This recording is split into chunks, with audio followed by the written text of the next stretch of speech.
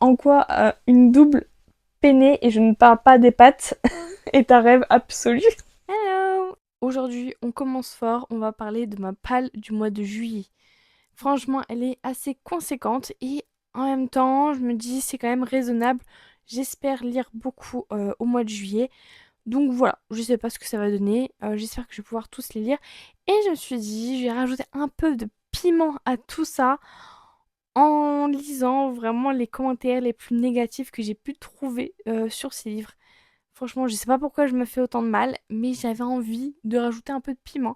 Et puis ça va être un petit moment assez drôle parce que j'ai vu quelques commentaires et franchement, je me suis dit, mais comment les gens ils peuvent écrire des trucs aussi négatifs? J'ai jamais lu autant de négativité.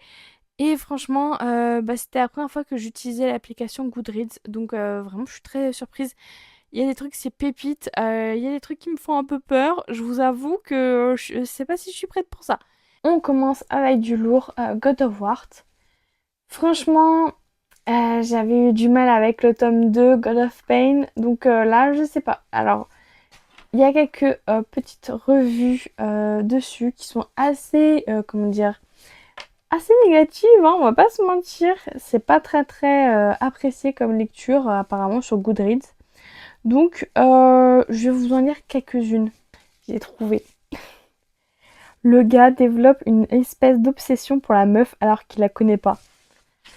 Clairement, ça m'étonne pas.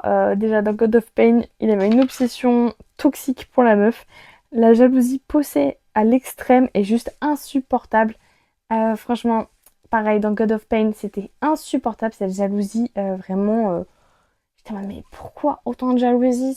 Ça en devient presque trop lourd. Je tue n'importe quel homme qui ose poser un regard sur elle. Ça, bon bah apparemment c'est typique des livres de Rina Kent. À chaque fois qu'il pense à elle, c'est pour Ken. Bah en fait, typique, c'est typique des romances. Là, c'est des dark romances. Ça m'étonne pas du tout ce genre de commentaires. D'ailleurs, les scènes de smut m'ont tellement mis mal à l'aise. Clairement, je comprends. Totalement d'accord avec toi.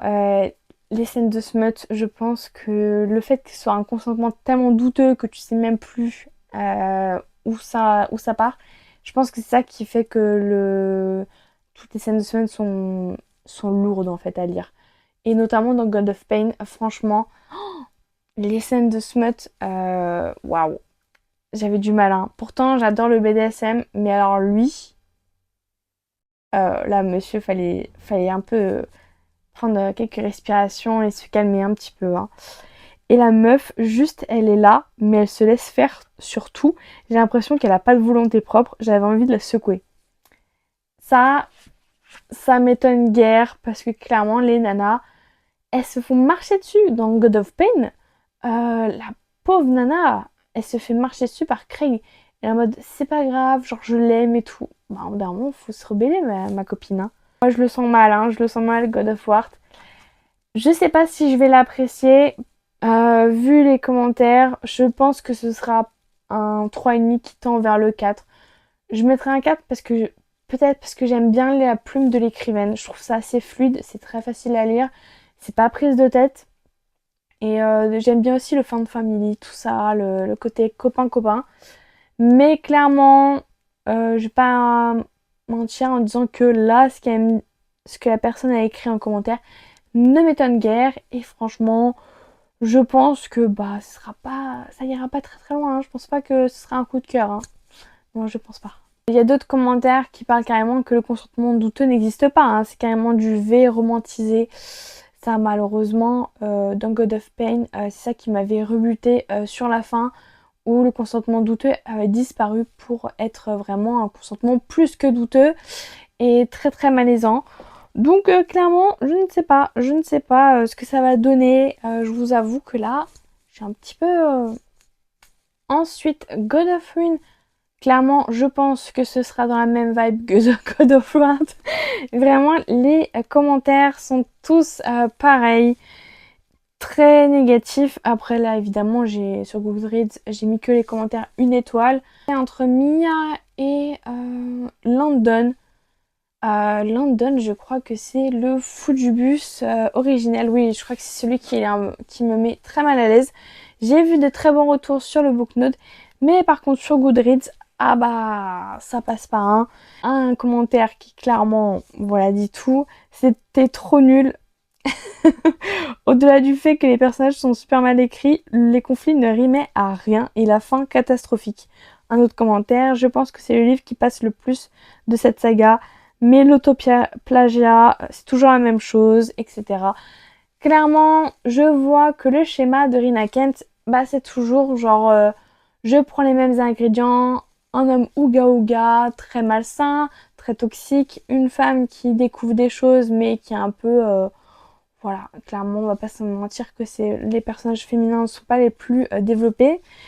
Après, clairement, il y a un peu de bagarre, il y a un peu de danger, ils rencontrent leurs parents, tout ça, tout ça. Pouf, happy end ou une fin plus ou moins correcte. Et ça a l'air d'être à peu près la même chose. Donc, clairement, pas de grande surprise pour ce tome-là. Je pense pas que ça va être un coup de cœur. Je pense pareil que ce sera la même chose que pour le tome 2, 3.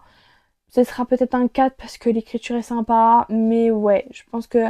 Je sais pas si je vais les lire à la suite. Je vais peut-être mettre quelques livres entre chaque livre. Sinon, vraiment, je vais me faire chier comme un rat mort si c'est toujours la même... bah, si c'est toujours la même chose en fait, si ça se répète constamment. Je trouve ça dommage parce que clairement il y a du potentiel. Donc j'espère vraiment que bah, ce sera pas le cas, que je vais pas avoir ce sentiment-là que ça se répète. Je l'espère tellement parce que bon, je les ai payés quand même. Mais bon, je verrai bien. Et celui-ci, je pense que je vais mettre un 4. Pareil. Je pense pas que la saga de Rina 4 ira au-delà du 4. Ensuite, c'est le tome que j'attends le plus, mais vraiment le plus dans cette saga, c'est God of Fury. En fait, j'ai carrément lu cette saga juste pour celui-ci, hein. Clairement, je vais pas à mentir. C'est un MM, c'est celui qui est le plus attendu de toute la saga. Franchement, tout le monde en parle sur le BookTok, vraiment. On peut pas le louper, on peut pas le louper. Alors, bah pareil, lui aussi, hein, ne passe pas à travers les mauvais commentaires. Il y a, il y a une haine envers Rina Kent qui est assez présente sur Goodreads. Alors là, je suis tombée sur un commentaire qui dit que bah, c'était nul en fait. Elle reproche à l'écrivaine que le fait que toutes les personnes hétéros se découvrent à peine 100 pages à vouloir, euh, comment dire, faire du bien à un autre mec. Et après, hop, ça se met direct et commence à ken toutes les 2 secondes. Bon, franchement. Ensuite, elle continue avec épuisant le délire de Nikolai à parler de sa petite saucisse, à lui donner un surnom. C'est débile. Une sexualisation des romances, des relations gays. Nikolai est insistant, à mort, obsédé. Bref, comme d'habitude. Ça me fait un petit peu peur ce truc-là de que ce soit que du cul pour du cul en fait, encore une fois. Bon, j'espère pas parce que j'en attends beaucoup de ce tome-là. Bon, ça me fait beaucoup rire le fait qu'il ait mis un surnom à sa petite saucisse. Franchement, Nikolai me surprend un peu plus. Je vais bien voir. J'espère vraiment que c'est pas que la écrivaine n'a pas écrit une romance MM parce que elle s'est dit qu'il fallait bien une romance MM dans sa saga. Clairement, je trouverais ça dommage que ce soit mal écrit, que ce soit mal fait, qu'il n'y ait pas de véritable romance entre les personnages, que tout soit gâché par juste du smut, du smut, du smut. J'espère vraiment que c'est pas le cas. Après le smut, ça me dérange pas tant que ça, mais bon, faut que ça reste un minimum correct, bien écrit. Et surtout, moi, je veux de la romance. En fait, j'attends leur romance depuis tellement de temps. J'espère vraiment qu'elle sera à la hauteur de mes attentes. Pour moi, j'espère vraiment que ce sera un coup de cœur. Bon, je sais pas. Vu les commentaires, bon là c'est un commentaire négatif évidemment, mais j'ai vu d'autres commentaires où là ils étaient tous très positifs. Donc j'ai espoir. J'ai espoir que celui-ci sera le meilleur de la saga. Ensuite, j'aimerais absolument lire Double Pocket parce que vraiment c'est un livre que j'attendais depuis un petit moment. J'adore, c'est un trouble, donc vraiment c'est tout ce que j'aime. Et une de mes tropes favorites. Donc j'ai très très hâte de le découvrir. Et je vous avoue que les commentaires étaient très... bah, c'était un peu ce que je redoutais. Dans le sens où c'est beaucoup de smut, c'est juste beaucoup de smut avec un tout petit peu d'histoire. Ça manque de profondeur, ça c'est pas marquant, c'est pas original. Les personnages superficiels qui sont pas très développés, où la relation est très creuse, ça ça retourne beaucoup dans les commentaires. Après, il y a un commentaire qui est assez assez explicite. Oh mon dieu. Alors c'est clairement un non pour cette personne-là. Ok, pour le trouble, ça passe, mais en quoi une double les deux quoi en même temps dans la fille quoi est un rêve absolu. Alors moi ça me fait rire, c'est le rêve absolu. Alors ce serait la première fois que je dirais dans une romance, surtout dans un trouble, que en quoi c'est mal en fait. Chacun ses rêves. Après je comprends, je conçois que l'idée que ce soit un rêve absolu, si ça prend toute la part de l'histoire, je trouve ça un peu dommage. Après, c'est peut-être un livre qui vraiment explore les fantasmes des personnes. Et ça, why not, hein, franchement, chacun fait ce qu'il veut. La nana fait ce qu'elle veut. Mais moi, ça m'a fait beaucoup rire. C'est vraiment, genre, en quoi une double peinée, et je ne parle pas des pattes, est un rêve absolu. Incroyable. Incroyable. Et je ne parle pas des pattes. Vraiment, ça, c'est exceptionnel. Merci de le préciser. On n'avait pas compris que tu parlais pas de pattes. Je comprends, je conçois que ça peut être un peu ennuyant, surtout si ça tombe que autour de ça. Après, clairement, un fantasme est un fantasme. Un de plus, un de moins, qu'est-ce que ça change? Moi, ça me dérange pas. On parle d'un trouble, évidemment qu'il y aura des fantasmes plus mis en avant que d'autres. Après, je peux comprendre que ce soit chiant. Si c'est trop... Si vraiment la meuf, elle en parle H24 et que tout le livre tourne autour de la double peinée, quoi. Genre vraiment, la nana, elle pense pas aux pattes, ça c'est sûr. Mais bon, j'espère que ce sera pas que ça. Seul truc bien, ils se protègent et ils sont consentants. Bah franchement, c'est déjà mieux que rien et c'est déjà un très bon point. Donc vraiment, je sais pas à quoi m'attendre. Je pense que celui-ci sera peut-être un 4,5. Je sais pas. J'espère quand même que ce sera mieux et que j'aimerais un peu mieux que cette personne qui a commenté parce que clairement, elle avait gros sur la patate.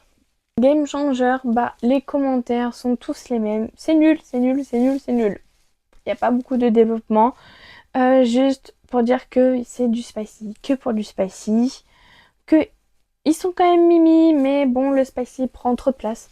C'est vrai que c'est quelque chose que je redoutais, mais bon, franchement, je vous avoue que on va pas se mentir, dans un livre où il y a 3 flammes, bah ouais, le spicy prend beaucoup de place. Après, moi c'est pas un truc qui me dérange, mais j'espère quand même, j'attends beaucoup de cette romance. En fait, j'espère quand même qu'il y aura un minimum de romance, un minimum, je sais pas, de tension, de des petites étincelles qui vont vraiment faire battre mon petit cœur tout mou. Donc vraiment j'ai très très hâte de le lire. Mais en même temps, bon, clairement on va pas se mentir, ce sera sûrement pas la lecture de l'année, mais on sait jamais, peut-être que ce sera un coup de cœur en fait, peut-être. J'aimerais lire Mal Hype parce que tout le monde en parle très très bien sur le BookTok et vraiment j'ai hâte de découvrir cette saga. Bah il y a un petit commentaire qui m'a mis un petit peu mal à l'aise. Elle marque qu'elle a DNF au bout de 140 pages. On va pas se mentir, on l'a prévenu hein, que c'était un peu long au démarrage, que le tome 1 c'est pas le meilleur tome. D'autre que ce soit un véritable slow burn comme on attend dans les romances, je pense clairement que ça ira très très vite. Cependant, il y a quelque chose qui me dérange un peu, c'est que c'est une prota, du moins du commentaire. C'est une femme noire et grosse, donc double minorité. Moi, c'est quelque chose que j'attends beaucoup dans les livres, un peu plus de représentation, que ce soit pour les personnages noirs ou pour les représenter des personnes grosses. Bah ouais, genre j'aimerais bien en avoir plus. Et je trouve ça dommage parce qu'elle dit que c'est juste des préjugés qui ressortent encore et encore. Je sais pas, ça me fait un petit peu peur. J'espère vraiment que ce sera pas des préjugés clichés j'espère qu'il n'y en aura pas en fait, parce que je n'en veux pas. Clairement, quand on fait une romance comme ça avec des minorités, on se renseigne un minimum. Donc j'espère vraiment que ce sera bien fait, que ce sera bien écrit et que l'écrivaine aura bien fait son taf. J'ai pas entendu parler tant que ça en mal du fait qu'elle mettait des préjugés sur les minorités. Donc j'espère vraiment de tout cœur que ce sera pas le cas et que ce sera une jolie romance avec avec une belle représentation des minorités. Donc j'espère, je croise les doigts, franchement j'espère. Là, je pense clairement que ce sera pas un coup de cœur, que ce sera un 4 sur 5 parce qu'on m'a prévenu que les 200 dernières pages étaient très longues. Moi j'aime pas du tout les longueurs, je me fais chier comme un rat mort, je mets direct en DNF. Donc j'espère vraiment que j'ai pas DNF. Ensuite j'aimerais lire The Perfect Fit.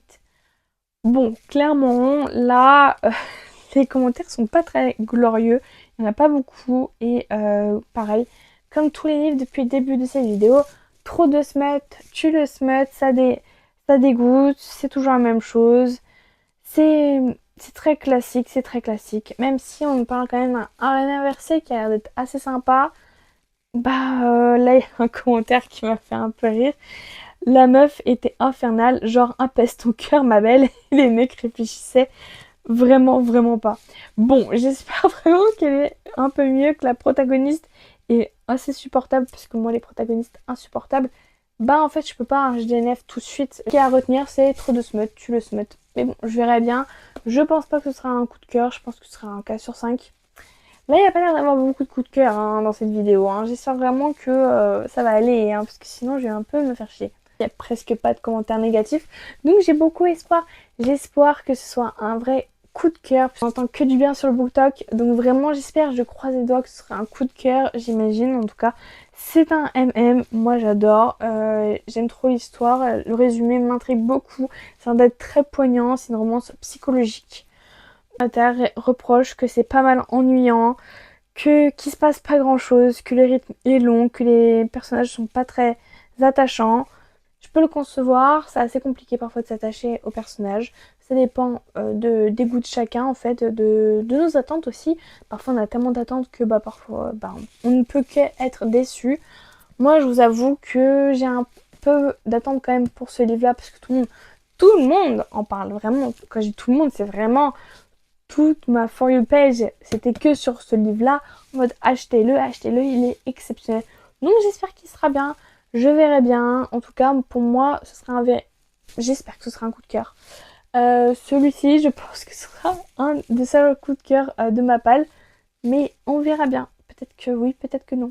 Ensuite, le livre que je suis en train de lire, c'est The Games Gods Play. Franchement, je pensais pas l'acheter, mais je me suis dit pourquoi pas. En fait, c'est tout simple. Pourquoi je l'ai acheté, c'est parce que dedans, il y a une histoire avec Hadès. Voilà. Juste la phrase derrière, c'est le dieu de la mort embrasse comme un démon. Voilà, ça m'a tout de suite branché. Je me suis dit, j'adore Hadès, vraiment. Toutes les réécritures avec Hadès, moi, c'est ma came. Donc, clairement, je me suis jetée dessus. C'est une trilogie. Franchement, c'est un beau pavé. Il fait 650 pages. J'en suis qu'au début. Pour l'instant, j'aime beaucoup l'héroïne. A vraiment beaucoup de cran. Elle sait vraiment où elle veut aller. Elle sait quoi faire. Vraiment, elle a du courage. Elle est assez badass. Elle se laisse pas faire. Elle dit les choses et tout. Moi, j'aime beaucoup. C'est une protagoniste pour l'instant qui m'intéresse beaucoup. J'ai très hâte de savoir la suite. Et ça parle d'épreuves. C'est des épreuves assez meurtrières parfois. Donc clairement, j'ai très hâte. Pourtant, je suis pas très hypée par tout ce qui est épreuve. C'est toujours un peu long pour moi et je trouve pas ça intéressant. Par exemple, dans Fantasma, j'avais été très déçue des épreuves. Donc là, j'espère que ce sera pas le cas et j'espère que ce sera un coup de cœur. Donc j'ai très hâte. En tout cas, le tome 2 est sorti il y a pas longtemps. Voilà pour cette petite vidéo spéciale ma pile à lire du mois de juillet. Franchement, les commentaires négatifs étaient très négatifs. Je vous avoue que j'ai vraiment choisi les pires commentaires que j'ai pu trouver. J'espère vraiment que j'ai quand même aimé mes lectures. Je vous dirai tout de suite si j'aime ou pas. Je vous dis à bientôt. Je vous fais des bisous.